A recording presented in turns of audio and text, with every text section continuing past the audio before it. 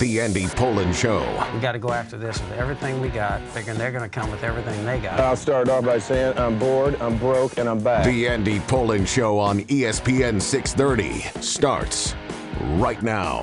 Hey, let's put a smile on our faces. Yes, I know gasoline is $4 a gallon. The stock market is crashing today, but Red Lobster is bringing back the all-you-can-eat shrimp special. It was so good for the customer and bad for the company that it almost sunk the company. And they have a new CEO. He's 37 years old. He's bringing Red Lobster back. And he's also bringing back the $20 all-you-can-eat shrimp special. So there's that.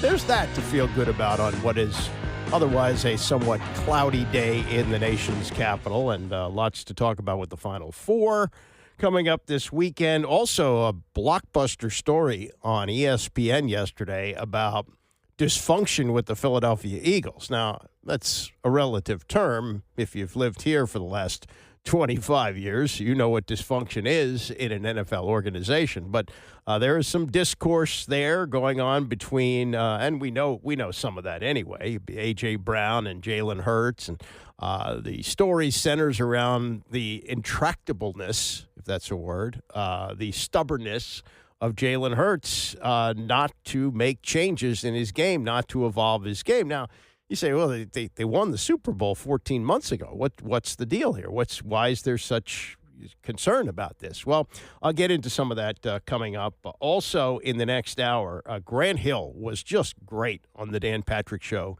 yesterday, and they tied in together the pass that he made to Christian Laettner in 1992, with Laettner hitting the last-second shot to send Duke to the Final Four, versus courtside for Grant Hill this past Sunday to see the shot that sent Duke home, the 35-foot shot, which ended Duke's season. So we'll get to that coming up. But let's get to what was written on ESPN.com yesterday by Jeremy Fowler, and it's about problems with the Philadelphia Eagles. Now, they were a team that should have been better than they were last year. They were coming off a Super Bowl championship, having ended the Kansas City Chiefs 2 in a row, and they looked like they were going to win another Super Bowl.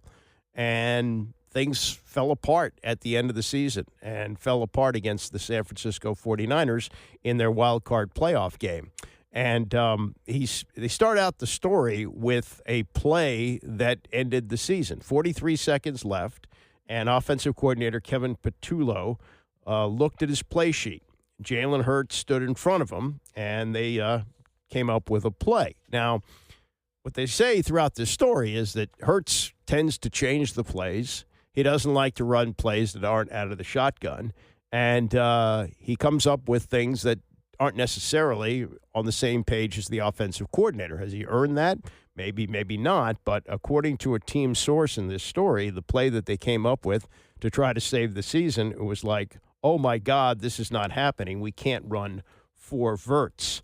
And the story goes on to say there's plenty of blame to spread. Hurts had his hand in the offense becoming calcified, as they say. He pushed back on changes that would diversify the scheme, including when it comes to him going under center more, which is interesting. We'll get to what's happening here in a second. He has shown a reluctance to let it rip at times, particularly against zone coverage. He diverts from the game plan and changes play calls to what some feel is an excessive degree. His strong preferences, coupled with coaches' efforts to play to his strengths, which include his deep ball accuracy and throws to the perimeter, limit the breadth to which the offense can expand, or at least that's the way it has gone in the past. Now, they have a new offensive coordinator. This will be the 6th offensive coordinator for Jalen Hurts since he came into the league, and he came in 2020. And he replaces Patullo with a style that is more like the Sean McVay, Kyle Shanahan mold, which is what they're going to run here. We're going to run that with Jaden Daniels, more Daniels under center, a scheme that leans into motion and under center play action, 2 facets Hurts and the Eagles have not embraced under Sirianni. Now, I have great admiration for Jalen Hurts. What I saw unfold between Alabama and Oklahoma was amazing, even in an era where you had to sit out a year. Or you had to graduate. You had to graduate college in order to make a transfer. And he had been the starting quarterback for Alabama for 2 years, had never missed a start, including the national championship game, which they were playing. And at halftime, Nick Saban made a decision. He made a decision to pull his starting quarterback for 2 years and put in an untested Tua Tagovailoa, which worked. Tagovailoa at that point was a better passer, and they won the national championship game. Not only did Jalen Hurts act like he was happy for that happening, he didn't pout in any way. He came back knowing he was going to be a backup the next year, and he was the backup and was needed to bail them out in the SEC championship game when Tagovailoa got hurt.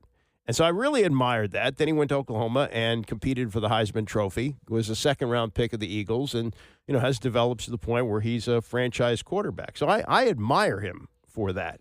But when things start to fall apart, and fall apart is a relative term. They were a playoff team last year. These kind of stories, tend to pop up. And according to this story, a source close to Hurts said the quarterback needs coaches who will check him, opining that he has too many yes people around him. His passer rating in the playoffs, tremendous, 93.4, almost 2,000 yards, 11 touchdowns, 3 interceptions, 2 Super Bowls in that run. Pretty damn good.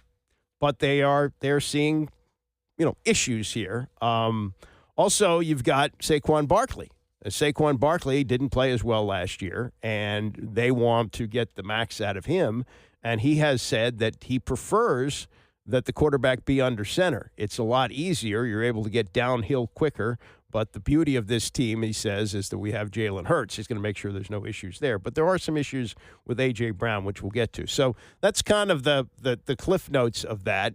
Jeremy Fowler was a guest yesterday here on ESPN 630 with Rich Eisen and kind of laid out the whole problem that is going on right now with the Eagles. The impetus was what we were seeing on the field, which was a problematic passing offense in Philadelphia, really for the last 2 years. They just happened to win big because they had a great running game and Saquon Barkley, and they just sort of overwhelmed people on their way to the Super Bowl. But it's been 2 years of struggles in the passing game. A.J. Brown showed his frustration nearly every week. So we just sought out to figure out what was ailing the Eagles offense, what the true problems were. So, we talked to more than a dozen team sources, people in and around the team and the quarterback to try to figure it all out. And Jalen Hurts' name came up a good amount of times as far as just some problems there, where despite his immense success and his obvious strengths, he's clutch. He's got a steely resolve to him. But we learned that coachability was an issue at times, that he's rigid in what he wants. And even in 2024, when they were on their way to the Super Bowl, he and Kellen Moore had some tense moments because Kellen was trying to implement some motions and some shifts and some under center work and some new things that Hurts either hadn't done or really didn't want to do. That played out a little bit this year too. And so it's a situation where, sources told us you never quite know what's coming out of the huddle when you call a play. Hurts might go with a play he wants, which, to be sure, some quarterbacks do. They'll call audibles and all those things, but he'll even have some hand signals that maybe weren't in the playbook or weren't installed by the coaches. So there was just a little bit of a discord there over the last year or so, and it showed up because they didn't have the running game this year. The offensive line was beat up. A.J. Brown was frustrated. They looked a step slower at really every position. So it was all on Jalen Hurts, and the results weren't great. So clearly he's a well-established, good quarterback in the NFL, but he's at a crossroad right now going on another coordinator, and it's a situation where the train is sort of moving and he's got to jump on it.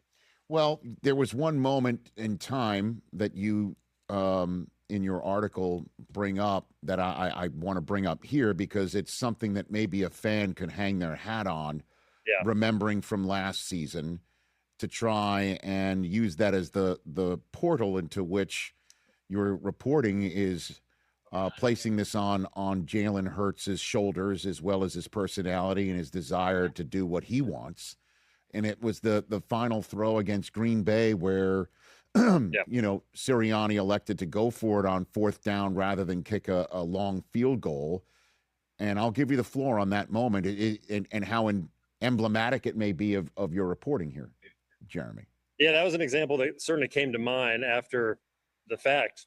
Should we look into what goes on with the Eagles process, how they get from a play call to an actual play. There just seemed to be a discord there. And even in that game, in the locker room, Devontae Smith said, yeah, number 1 and 11 just kind of worked out their own play on that, which is A.J. Brown and Jalen Hurts just decided to go deep and let's go for it. And you can see Nick Sirianni mouthing why on the sideline. You can see it on the telecast.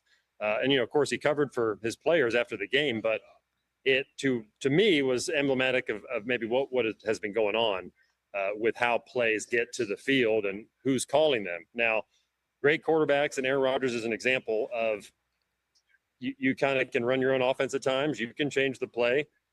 You can have your own hand signals with receivers. Like, that does happen, but the fact that the Eagles' passing game has really struggled the last couple of years, combined with some of those tactics, it kind of comes to a head a little bit. Okay, and then the final play of the year, where there was a huddle that played out on national television, a timeout called, do or die moment for the Eagles, season on the line against the 49ers in a very disappointing game or big struggle offensively. And this is what led your article. So did Jalen Hurts was the one who came up with the play call that ultimately did not work and then got lit up by the blogosphere, by the social media sphere, by the Sunday morning football show sphere, saying that's the play you come up with? It was Jalen Hurts who came up with that one, Jeremy? So our sources said that Jalen Hurts recommended the play. However, one of those sources said that he was asked, what do you want to run, Jay, or something to that effect. Like, he was kind of queued up. And so he brought up the play at that point, suggested it once he was asked.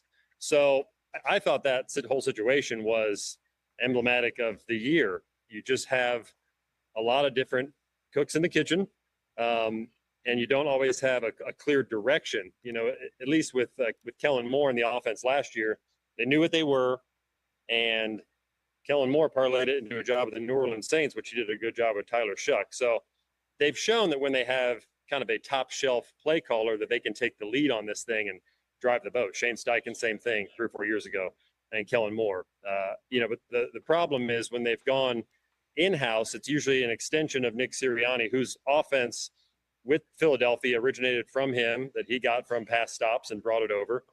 And then you have Jalen Hurts, who, depending on who you ask around the league, is somewhat limited to where, he likes what he likes. He wants the ball from under shotgun in most cases, and likes to run really one-on-one patterns to try to get guys open versus man coverage. Well, defenses adjusted. They tried to take away his running ability, dared him to throw against zone coverage, and that's where A.J. Brown disappears a little bit. And so all those factors really come to a head at the end of the year on this one play where the offense is kind of looked at as simplistic. It was in that moment. The 49ers knew exactly what was coming. They read it. They sniffed it out. But yet that was a situation where maybe it was hard to tell who was exactly in control in that moment. I still think there are some parts of that huddle I don't know. But from what I was told, Hurts was asked what he wanted to run. He mentioned the 4 vertical play, and then they got what they got. Yeah, and they got an end to the season. Now, the offseason was supposed to, and maybe still will, bring us a trade of A.J. Brown, who's clearly not happy there. Fowler lays this out, and it's not like it was with Donovan McNabb and T.O. And T.O., very vocal, obviously, about his discontent. You're not getting that from A.J. Brown. This is Fowler's view of what was once a very, very strong relationship between A.J. Brown and Jalen Hurts, and is not necessarily one that is going to require a divorce. I think it's a situation where you have 2 players who have slightly different personalities, but also internalize a lot. Jalen Hurts, I think part of the struggle he has is he's very much an introvert. He's very much to himself. Whether he wins a Super Bowl or throws a pick, he's kind of the same guy, which can be hard to read inside a locker room, especially one with a lot of personalities and ego. So, he's not necessarily a galvanizer in that way, although he tried later in the year to change on that and did a pretty good job from what we were told. But you have a situation where A.J. Brown and Jalen Hurts are probably not communicating all that much on a productive level week to week, where the airing of grievances in a positive way is not happening. So really, you just have some festering of feelings, and you go out there every week and hope for the best. But it seems pretty clear that can they coexist? Maybe, but it's probably not best. I mean, most people I talk to around the league do expect A.J. Brown to still be traded. It just really depends on when, and can they get a decent offer for him? Because the Eagles wanted a lot. New England Patriots or whoever was involved couldn't match that. And then now you got the draft coming up that could create some urgency. And that may mean a draft day trade, which we see in a situation like this. The other thing would be the contract for Jalen Hurts. It's not crippling. They don't appear like they're going to move on from him, but here's the ramifications. He signed a $255 million extension 3 years ago. There's little guaranteed money left after this upcoming season. So after this year, they can get out of this pretty easily. But according to what Jeremy Fowler has here, Jeffrey Lurie, the owner of the team, is interested in making an extension. He says there are no signs the two sides are actively working on a new contract, but Lurie sung Hurts' praises at the league meetings in Arizona this week. MVP of the Super Bowl 13 months ago, should have been the MVP of the Super Bowl right before that against Kansas City the first time. Exceptional, so dedicated, Lurie said. I think you probably know I spend a lot of time with Jalen, as I do with most quarterbacks, and I think he's incredibly dedicated to the game, to winning, to becoming a huge winner. I love everything about him. Doesn't mean that they're going to have an extension done. He says he doesn't discuss extensions in the middle of deals, but that's no indication that he's ready to move on from him. So, I don't know. Not that things are hunky-dory here off a 5-win season, but we used to get these long Don Van Natta, Seth Wickersham pieces about the dysfunction of the Redskins, Washington football team, Commanders, you name it. And now it's the team that was in the Super Bowl 2 years ago, the best team in the division, and we're seeing some dysfunction going on there. So keep an eye on that. Meantime, Tom Izzo said something interesting on the Dan Patrick Show yesterday about his coaching future, and we'll get to that next. It's the Andy Pollin Show, ESPN 630. The Andy Pollin Show on ESPN 630, the sports capital. You may have experienced this in your career. I certainly have, where you have really bad management and you want to wait it out. Like, okay, it really sucks here at this job right now, but I think this person who's running things is so incompetent that they will get this person out of there and somebody good will come in, which has, happened a number of times over the years. I say here, the management is excellent. I got no complaints. I've been here for 6.5 years. I didn't think it would last that long, but here I am, and I really enjoy it still. But there have been places where it has gotten bad, and I have been right to wait it out. I think Tom Izzo is kind of like that, not university president or the athletic director or anybody at Michigan State. It's the global boss. The NCAA, such as it is, it's a mess right now. College basketball, there are no rules, and the rules that they have don't mean anything. And Izzo has not checked out like some of his older brethren. He'll turn 72 in January. He has said he has no plans to retire. Mike Krzyzewski is out.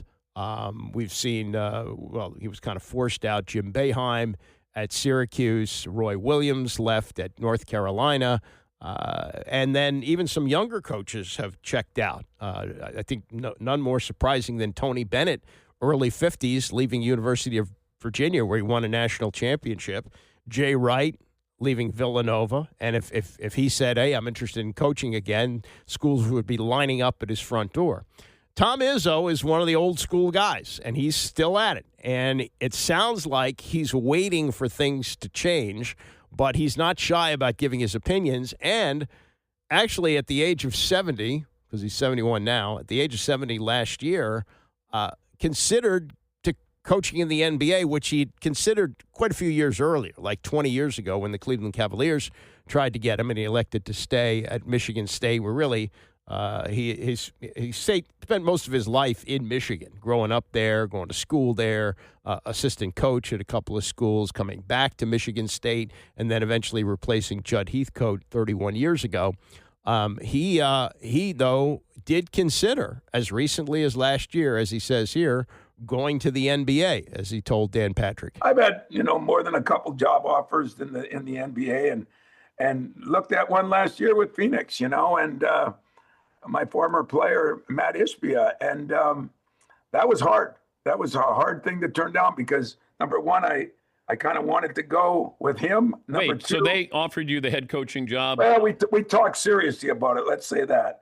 And then number two is, I've been pretty vocal about it. I don't like what's going on in college athletics. But by the way, neither do 99.8% of the football and basketball coaches in America. And I think the kids are going to still find out before it's done. It's not best for them either. But in the meantime, you got to do what you got to do. And I'll let guys like you call me old school, but that means you're old school too. And I think we're both right school. So we'll see what happens. When the transfer portal opens, I've been told 1,100 men's basketball players will be in the portal. 1,100. 1,101. My wife's thinking of putting me in the portal too. And I guess I'm part of college basketball. But yeah, you tell me there's any sanity to that. And you tell me that's right. And you know what people like you, media people, don't do, sorry, but since you guys can critique us, we can critique you guys once in a while. We never talk about the kids that lose and fail and all the problems that it creates and what it creates later in their life. We just talk about the successful quarterback who did it and led a team to here and there. But there's a lot of guys that fail, a lot more that fail than succeed. And I don't know where they're going to go when they've been to 3-4 different schools, but I guess it's not my problem. I stayed put, so I'm still here. Tom Izzo, Michigan State head basketball coach. Do kids have to go to class anymore? Because I bring up that used to be when I was going to school, you could be academically ineligible. Athletes were academically ineligible. Right. I haven't heard anybody be academically ineligible in a few years here, Coach. Boy, I love that statement. First of all, they do here. I think they do at a lot of places. But second of all, you stole my line from earlier. You know, are there any rules? Is there any accountability? I mean, it seems like if you don't like something, get a lawyer and go sue. And so I don't know. I don't know what most schools do. I know this. I'm a couple weeks away from going to my 35th straight graduation. I've seen every player here graduate that has graduated, which has been a high percentage. And yeah, we still go to class here, Dan. We really do. Anybody in the tournament? Did you recruit Mullins? Yes, I did. I did. I told him in the line, too, that he made a bad decision. He said, why? I said, you just cost me a championship. You think if you had him here, you'd be still playing? Well, put it this way. He's a pretty good player. And he is, ironically, this is a true story. He's from Indiana, and my trainer is from his high school and real good friends with his dad. So when we didn't get him, I fired my trainer. And rightfully so. You're thinking you're in, right? I mean, you got him, don't you? Oh, no, he was recruited by a lot of people, and I never felt that comfortable about getting him. But I just said we recruited him. But he was he's a hell of a player, you know, and he even had some injuries this year, you know, in that early on when we played him the first time. But that kid's he's just going to get better and better as his body fills out. He's 6'6". He can shoot the ball pretty good from long. Yeah. That was not a lucky shot. I swear to God, he can shoot it from there. The McDonald's All-American game, it feels like everybody's between 6'5" and 6'8", and they all do the same thing. If you go back to the old McDonald's All-American game, you might have had Kenny Anderson in there. Then you would have a Shaq. Like we don't have that, you know, separation of a 6-footer and a 7-footer. Feels like everybody's around the same height doing the same thing. Well, we had a kid in there, Josiah Jervis, who's 6'4", 6'5", yeah. And I think you're right. There was a lot of that in those games, and I think that's because we've got a lot of positionless basketball. The big guys have kind of gone by the wayside, sorta. But I do think Charles Barkley and Shaq, those guys think the big guy's coming back.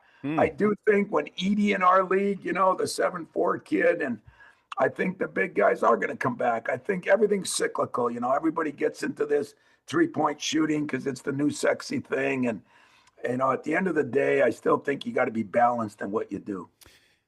Ryan Day at Ohio State was talking about if you don't adapt, you die in college. Well, he was talking about college football, or you retire. I mean, the guys who are, you know, right there with you they've all retired, or they retired earlier. Yeah. I mean, Calipari and Patino are still doing it, and but you guys are dinosaurs. What a compliment. Yes. I think, I think I'll retire before I die, hopefully. But, I do talk to Ryan Day. Nick Saban's a guy that, when he went out, I said, wow, because Nick and I started here together, and I just thought Nick would go till forever. And, but, I don't think it's any secret that I'm not saying what everybody's doing, but the process is making this more difficult of a job. I mean, you don't just coach anymore. You talk to agents, you talk to people, you raise money. But Tony Bennett retires and Jay Wright retire. I mean, they retire. Good guys, too, and good coaches and good friends of mine. And I think I'm just too stubborn to retire, Like, I feel good, to be honest with you, Dan. I still have the energy. I still love my players. I don't love my profession. And but that's 3 out of 4 are on my side. So I got to deal with the profession. Like Ryan said, adapt somewhat, but adapt doesn't mean all of a sudden there's no rules. There's no accountability. I mean, what we're going through now, I mean, anytime there's a problem, just get a lawyer and fix it, And I guess lawyers must be that good, or judges. But do these kids ask you for money? Do they say, this is what I want? I ask them for money now, to be honest with you. But do they have an intermediary? Oh yeah. They all okay. Now. So they don't say, "I'll come to Michigan State. I want $2.5 million." No, his parents and his agents say that. Okay, but you're not involved in that. Oh yeah, I am here. I hear all these guys got GMs and all that. I think it's great, but I think at the end of the day, the head coach is making the decisions, like in the NBA and NFL, it's different because there's salary caps. Everybody knows there's transparency. If I looked at everything we're doing, Dan, the NIL, the tampering, as you say, it's going to open next week, the transfer portal. If I had one thing I'd like to change, it would be just transparency. So we all know what everybody's making and doing. And then we're not getting lied to by everybody. Transparency would really help the profession right now. But, okay, what if Magic Johnson said, here, hey, I got $10 million that I'm going to give that you can use. Okay? Mm-hmm. Could you use his $10 million? Do you have to report that you're using his $10 million? How does that work? Yeah, you sort of do. I mean, they said that was a new big rule. They were going through this clearinghouse. I don't think any of them worked. You heard about rev share, where each school is going to get $5-6 million, and football programs are going to get $16-17 million. People are way beyond those at a lot of places. So that would help, but I don't think that would solve everything. But Coach, by the way, Dan, the best players, there's a lot of programs out there have spent a lot of money and didn't even get past the first weekend. So it's not always about the money either. No, but it feels like there's still, back in the day when, things were illegal and under the table, it still feels like you can do that in college athletics. There's no reason why you can't do something illegal, and it's going on right now. Just because we have this NIL and transfer portal, somebody can give somebody money if they want, or a car or a house or a job. 100%. Now they wouldn't say that, but to me, the NIL means pay for play, and you can just pay them to play them. And the only difference is it's still sort of illegal, but it's not illegal. That's what's so hard. That's what's so confusing. It's Tom Izzo yesterday with Dan Patrick. It was long, but I thought it was really good. And I love the part where he says, I love my players, I love my school, I love my job, I hate my profession right now. And his profession is chaos. It really is. Now, we have 4 really good representative teams in the NCAA tournament, so it hasn't affected at that level, but it does seem to be absolutely nuts. And Maryland announced yesterday that they are going to have all of next year a celebration, the 25th anniversary celebration of their national championship in 2002. And if you look back at that team, I mean, the way college basketball works now versus then, they had one transfer, Byron Mouton, who actually sacrificed his game when he came to Maryland. He was the top scorer at Tulane, sat out a year, came to Maryland and did a lot of the dirty work. Wasn't scoring big. Juan Dixon was the scorer on that team. Lonnie Baxter was a true college center, played 4 years. Dixon was a redshirt. He was there for 5 years. Steve Blake, 3-year starter at point guard. And what you have now are new teams every year. You have players who go to 3 or 4 different schools during the course of their careers, and the money is nuts. It's just crazy. And Izzo at $6 million a year can swallow some things. I don't think it's about the money anymore. And I think he's just hoping that he'll be around long enough to see things get back to some semblance of sense. That's not to say that when players weren't getting paid that it worked out so great. That wasn't a fair system either. But it also is a situation now where there, as he says, there are rules, but nobody's following the rules. It's completely crazy.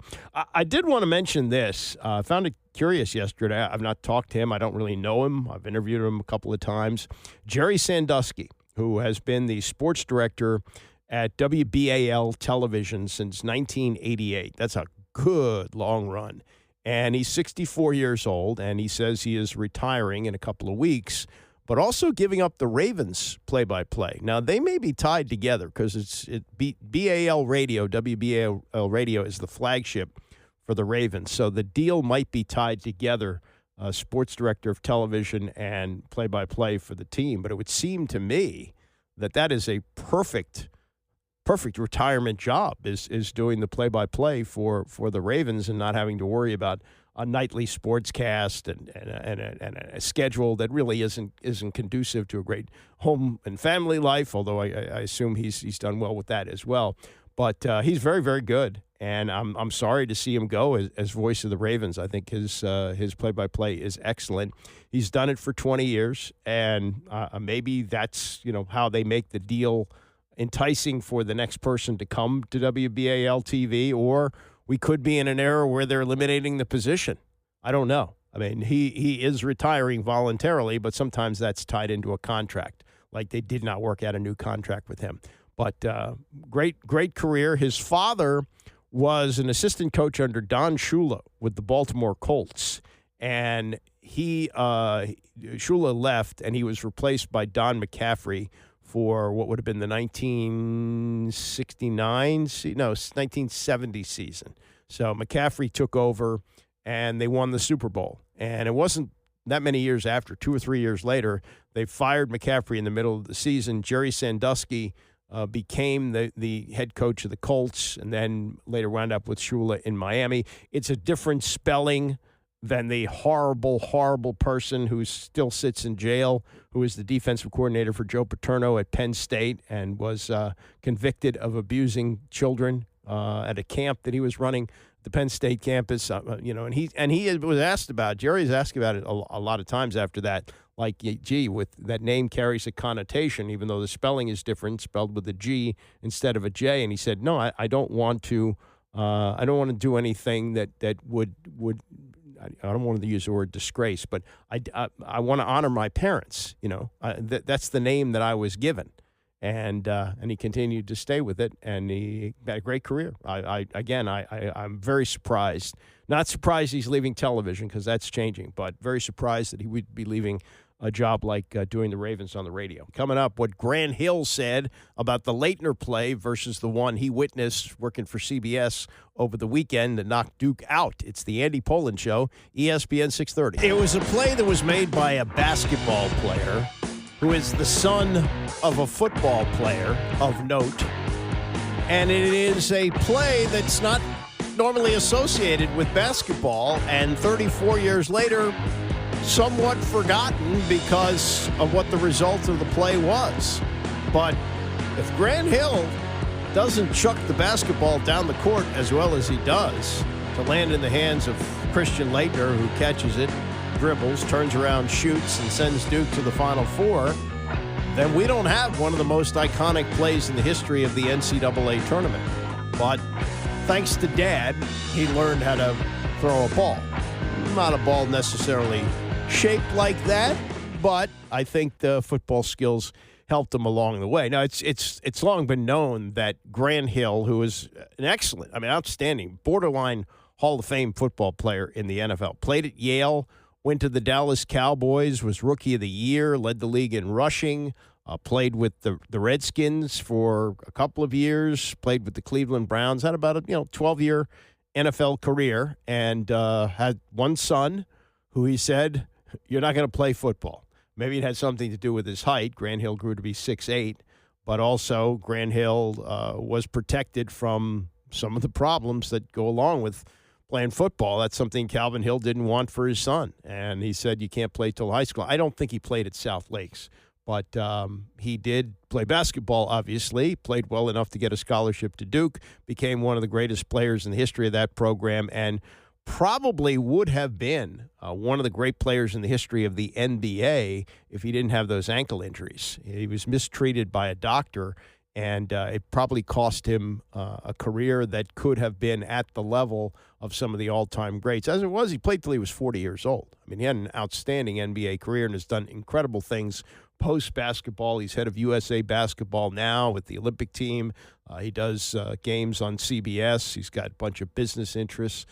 Really has done an unbelievable amount of successful things with his life. So we'll get to what he told Dan Patrick about that play, the play that he was a part of, the Christian Laettner basket in 92 versus the one he was on the sidelines for with the UConn victory over Duke on Sunday. Meantime, Adam Peters at the owners' meetings in Arizona was on Up and Adams. This is a podcast done by Kay Adams, who used to work for the NFL Network, and she has sort of this rapid-fire style that, sometimes gives you a little bit more insight than others might give you because there's not a lot of time to think about your answer.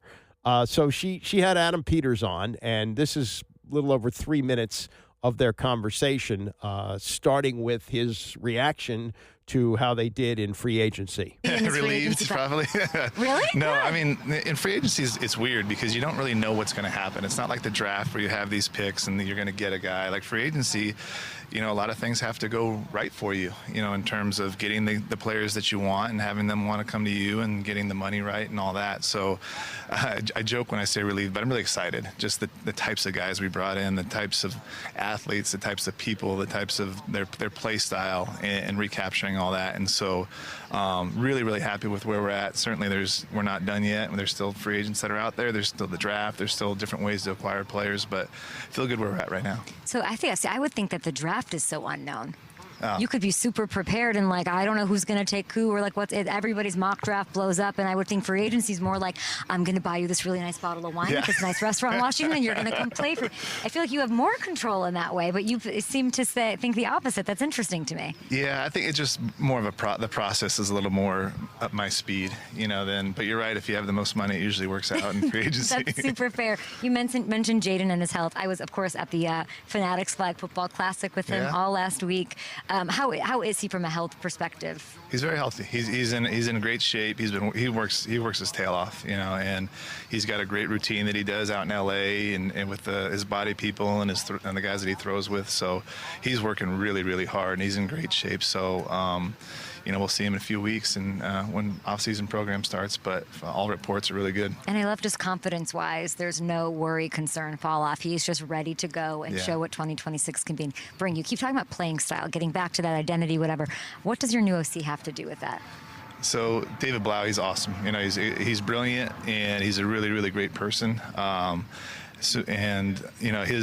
He comes from some coaches that have been really good, in terms of like Ben Johnson you see around here, and he's played under Kevin O'Connell, so he's going to be really aggressive. He's going to be really multiple, really creative, and so I think all those things tie into things that we can really do well offensively. And Jaden can handle anything. That's the great thing about him, mentally, physically. So put a lot on his plate, and he'll be able to handle it. Under center more, I heard, was a sort of a thing or expectation? That's what they're saying. That would be great. Yeah. I'm just bringing in deals. Don't ask me questions about the nitty gritty. Bobby Wagner, Hall of Famer. Love him. We got Levante. He's gone all that. He's a cornerstone for you. DQ said, quote, "We would never shut the door on him. Well, you're kind of in charge of that. Chances he's back in a Commander's uniform. It is a player that you have-ish. Yeah. Or don't have? How does that work? So he's also the Walter Payton Man of the Year, which is as good of an honor as you can have in this league. And so I'd start by saying I have nothing, I couldn't respect a person more than Bobby, a player more, a leader more than Bobby. And so, like DQ said, we're really happy with the guys that we have in that room right now, but certainly would never shut the door on Bobby. And last 2 years have been an honor to be with him. And so it'd be foolish to shut the door on him or anybody that's like that. Well, he's, not necessarily giving you any insight there, but he's not saying, well, we've got to get younger, which they do, and he said that, but he's not ruling out Bobby Wagner back. I think if he comes back under a minimum salary, he might think about it, although he has become a liability when you're running backs out of the backfield. I'll say this insight that I have on Bobby Wagner. He's keeping himself in shape in the offseason, playing pickup basketball in the Bellevue, Washington Community Center. How do I know this? Because on Saturday mornings, my son plays pickup with him. So there's that. Wagner likes to talk trash with Jaden Daniels about his basketball ability. Jaden, I guess, was probably a really good player in high school, and I'm sure he played high school basketball as well. But the Bobby Wagner door remains a little bit open, but I would be surprised if he comes back. I do not think that Adam Peters was in Bloomington, Indiana yesterday, though, for Fernando Mendoza's pro day, but they did have representatives from all 32 teams. So the Commanders had somebody there, a scout. I don't think there's any chance in the world that they would try to move up to take Fernando Mendoza, number one. This is not going to happen. But what happens at these pro days is that teams will see other players who are participating in this and may want to take a flyer on them late in rounds. And I'll give you an example. Clint Didier was a 12th round draft pick of the Redskins in 1981 when they still had 12 rounds of the draft. And the reason he got noticed is that either Bobby Beathard, the GM of the Redskins, was there, or he sent a scout to see Neil Lomax. Now, they weren't going to draft Neil Lomax in 1981. They still had Joe Theismann very much in his prime. They weren't going to use a high draft pick to take Lomax, and by the time they picked with Mark May, he wasn't around anyway. But the point being is they sent a scout, and they saw something in Didier that they liked. And so they took a flyer only because they went to Portland State. Portland State is a downtown campus in Portland that has a football team. And they sent a scout to the pro day for Portland State, and that's how they wound up with Clint Didier. So that's how you wind up with other players. And what Mendoza did yesterday at his pro day is he showcased a lot of other players on the team. He threw 56 passes, and he said to reporters, he says, quarterbacks have done shorter pro days than that. However, I just wanted to make sure everybody could showcase their abilities in front of all 32 teams and really run routes that are applicable to the timing that we're going to be running in the NFL. So he did his teammates a solid there. I don't know how much he needs to show in this anyway. He's 6'5", got the NFL body. He's 236 pounds. He's heavier than his listed playing weight. And he's coming off a year where he went undefeated, threw for 3,500 yards, 41 touchdowns, just 6 interceptions. He says he's met with the Raiders twice. I think it's a foregone conclusion that he's going there. But that was a very unselfish thing that he did yesterday. Search for a new coach at North Carolina goes on as Hubert Davis is out. Pablo Torre filling in for Mike Wilbon yesterday, working with Tony Kornheiser, looking at the available candidates for that job less than a week after it opened up. Tommy Lloyd is at Arizona, having come from Gonzaga 5 years ago. Dusty May is at Michigan, having come from Florida Atlantic 2 years ago. They're both hot. And North Carolina needs a coach. Pablo, is it a no-brainer for Lloyd or May to leave their current gig if North Carolina beckons? I think it is, and this is the story where Arizona fans wish was fake. Tommy Lloyd, Tony, I'm reading the quotes, and it's very funny what he is not saying. Because here's what he is saying. Arizona will have a very good coach after me.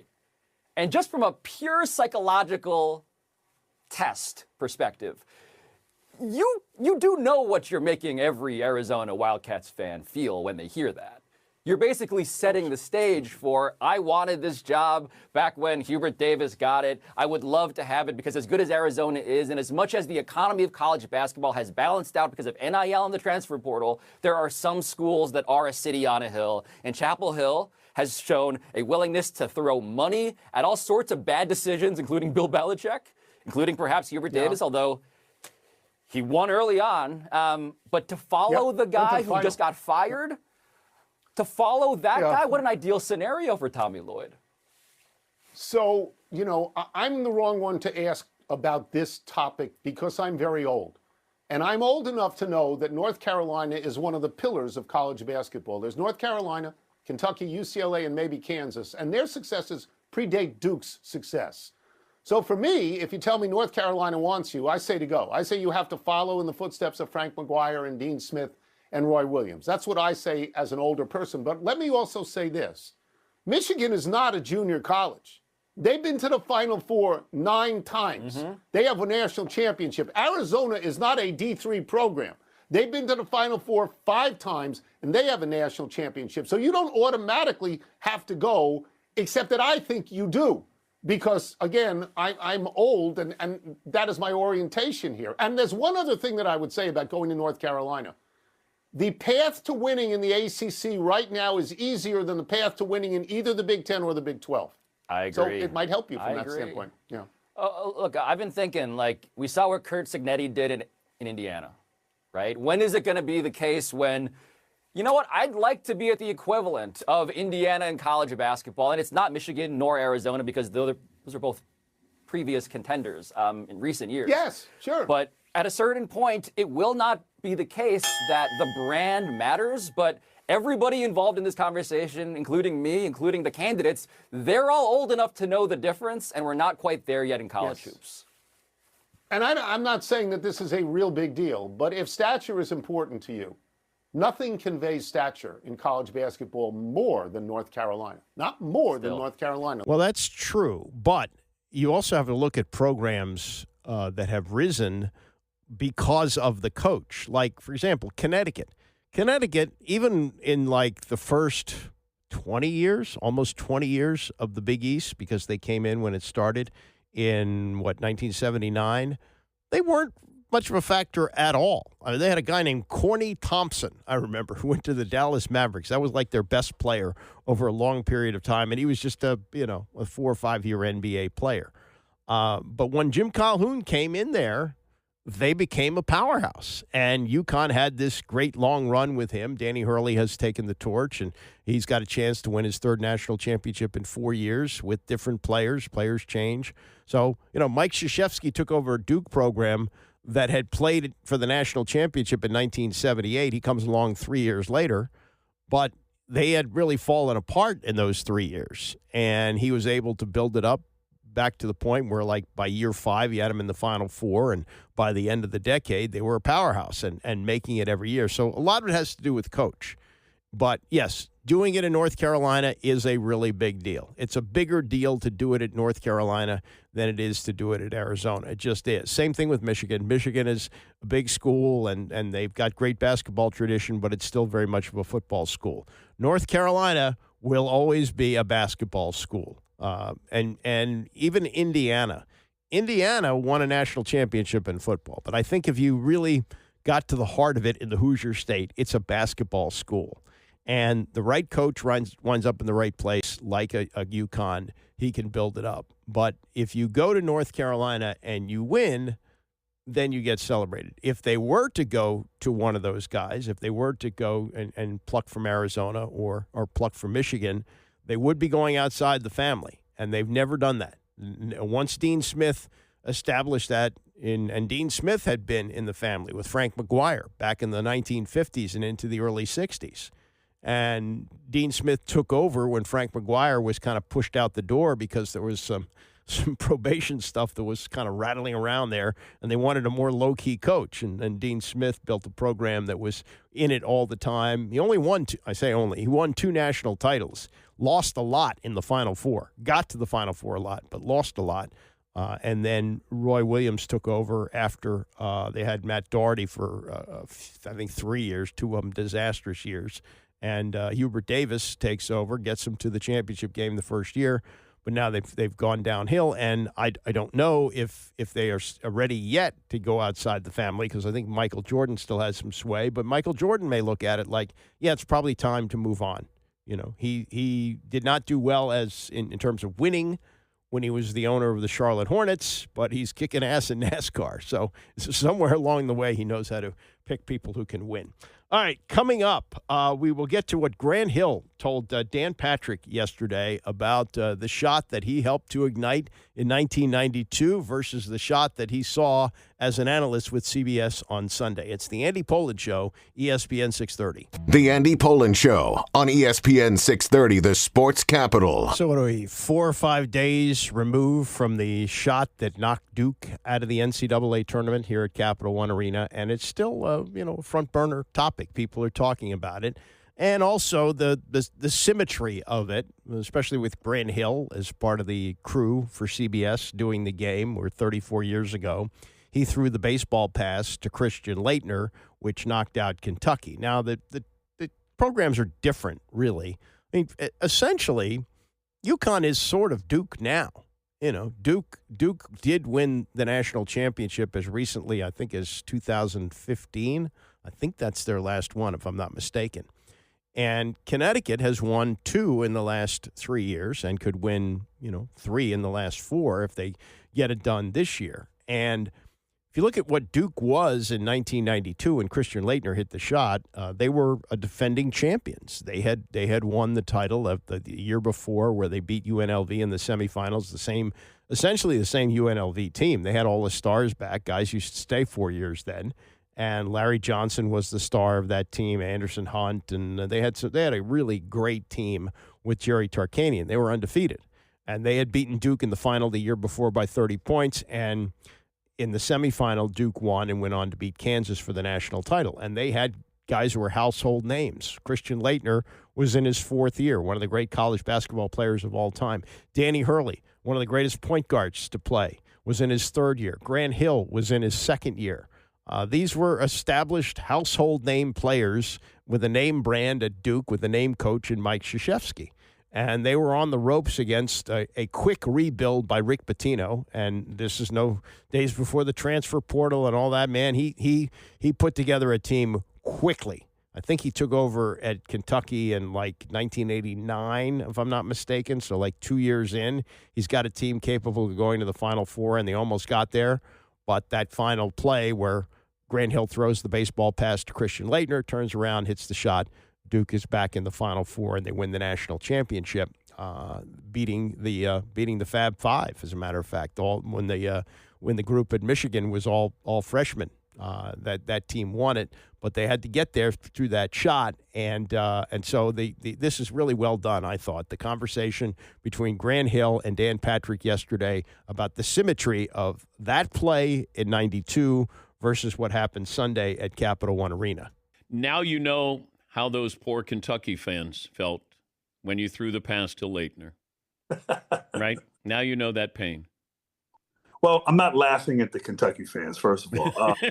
I'm laughing at the question. I think the difference, though, yes, I know what it feels like. I think the difference in that moment, we were number one. Kentucky were kind of the upstarts. They weren't even picked to go as far as they did. And that game was just one, incredible play after incredible play. And it was back and forth.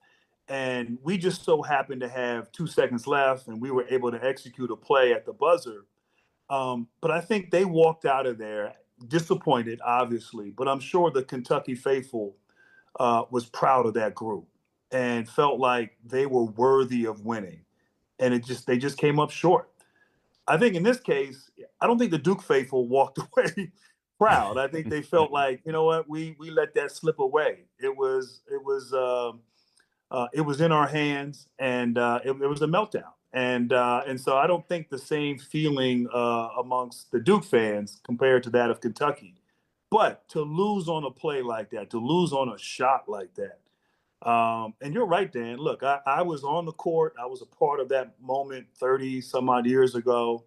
And now I'm courtside on the call for one of the another iconic moment. Yeah. I mean, it was I guess full circle. And look, you're going to experience those highs and you're going to experience those lows, and that's just part of Coach K, who obviously a 40-year career at Duke, and he had some incredible highs and he had some tough moments as well, and that's just part of it. You got to take the good with the bad.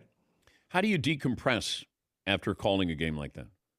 I couldn't. I literally could not sleep after the game. And look, I say that even if you replace Duke with, North Carolina, I still would have been in disbelief, because it was just, as a broadcaster, and this, like as a broadcaster, you can only like pray for a game like that, to have a moment like that, to have a, just a play that you could never imagine occur at the end of the game. And so for us, Ian Eagle, Bill Raftery, Tracy Wolfson, myself, to be on that call, you're just like, wow.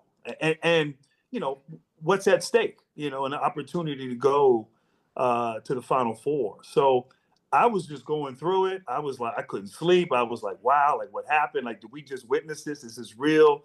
Of course, I was looking at all the comments on Twitter and people, saying that, I lost my soul and Grant was disappointed and all, like, and it was actually, you don't typically like when people come at you on social media, but in that moment, it was actually fun to see all the comments and all the excitement, and the one thing, I mean, look, UConn, I have the utmost admiration. After the game, I went out and I went on the court.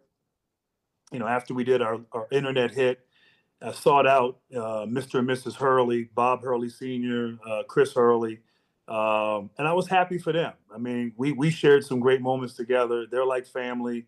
Dan and Bobby's sister, Melissa.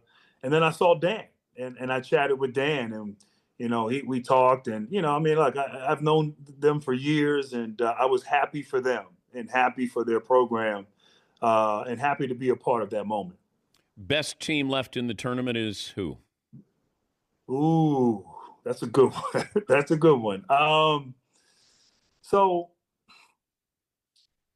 that's tough. I mean, I think Michigan and Arizona. I think it's a toss-up. I did Arizona's first game this year. They played Florida, the defending champions, in Vegas. It felt like a Final Four game. And Koa Pete was incredible. Yeah. Kind of his coming out party. But Arizona's different. They've gotten better. Burries is now like he didn't play great in that game. He is now a force. This team is solid, well-balanced, well-coached, inside out. They get to the line. Like, they're big. Michigan, I've seen a lot of Michigan. I did their games in the Players Era. I did the Big Ten tournament. I think that those are the two best teams, but the best teams don't always win, yeah. And we've learned that. If we've learned anything, we've learned that. So, but we got some great matchups. We got some blue bloods. We got some big teams. We got an Illinois team that is unique.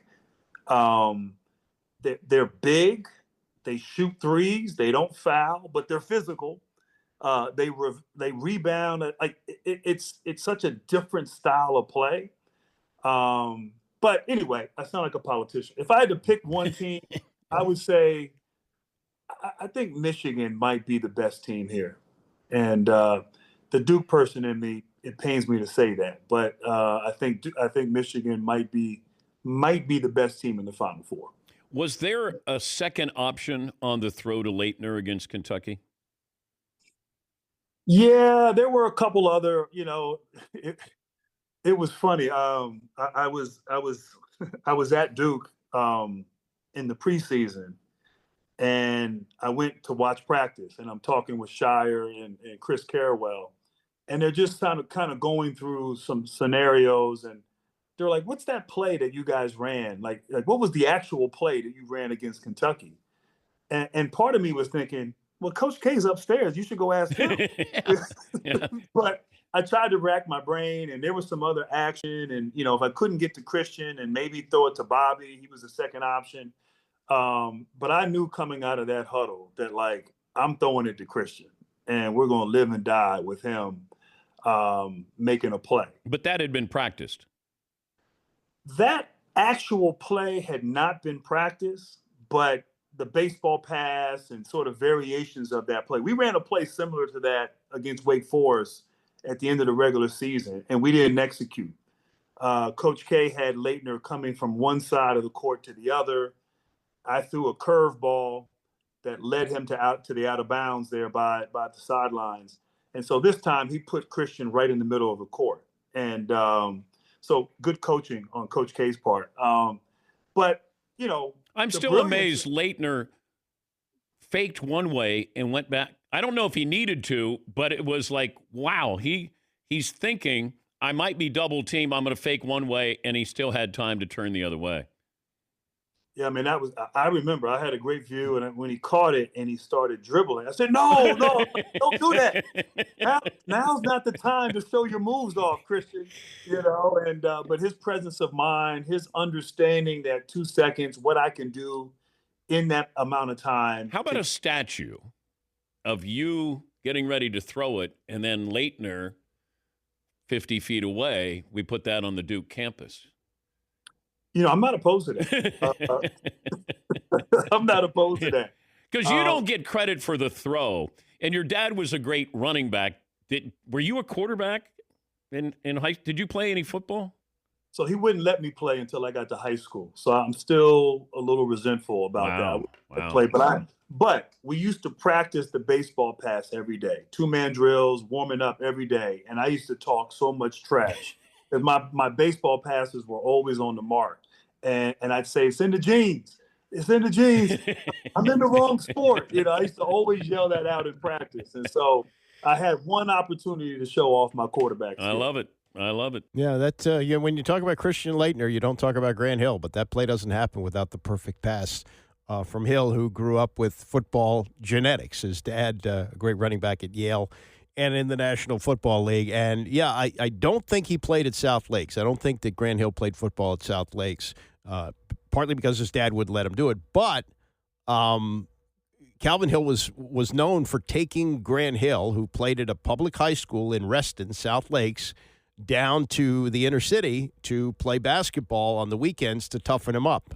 And obviously, whatever he did worked out because Grant Hill was a great college player and would have been an even greater NBA player as it was. Still tremendous NBA player, but his career kind of derailed by ankle injuries. I did not catch up on this until as I was scrolling through Twitter in the last hour or so during the commercials. I got to find out more about this, but the Wizards find new ways to embarrass themselves every single night.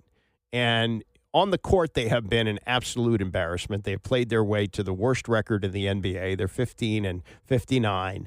And if they lose at Miami on Saturday afternoon, they will lose 60 games for the third straight year. They're awful. And I know it's part of the plan. You got to be bad, but they are just embarrassingly bad. And on top of that, they made absolute fools of themselves last night trying to pull off an April Fool's Day stunt. And what they did was they blindfolded a guy from the stands. I guess this was a timeout bit or a halftime bit. And they blindfolded him and said, if you make a shot from half court blindfolded, we'll give you $10,000. And they had these mascots from, looks like other teams around him. I see the Denver Nuggets mascot, a variety of others. And they have one of those, halftime people with the microphone setting the whole thing up. And they show the play. And he's blindfolded. He hoists a shot, and it doesn't even hit the backboard. And the bit is that all the mascots and all the people involved in this promotion celebrate as if he had won. And then it's like, oh, there's the gorilla, too, from Phoenix there. They celebrate like they'd won, and it's supposed to be like a big joke. April Fools, you didn't make the shot.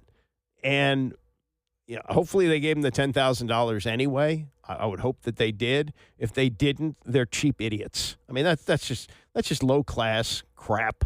You know, there really was no reason for that. And on the court, while all this was going on, or in between this failed stunt, they played the Sixers, who didn't have Joel Embiid, who was supposed to play. Embiid had an illness, so he didn't play, and they gave up 153 points. You know, last time the Philadelphia 76ers scored over 150 points on the road was when Wilt Chamberlain was there, 1967. And that team, the 67-68 Philadelphia 76ers, is regarded as one of the greatest teams of all time. They ended the Boston Celtics run of 8 straight championships. They later, Bill Russell won 2 more as a player coach, but that, I believe, was his first or second year as a player coach with the Boston Celtics, and they didn't win.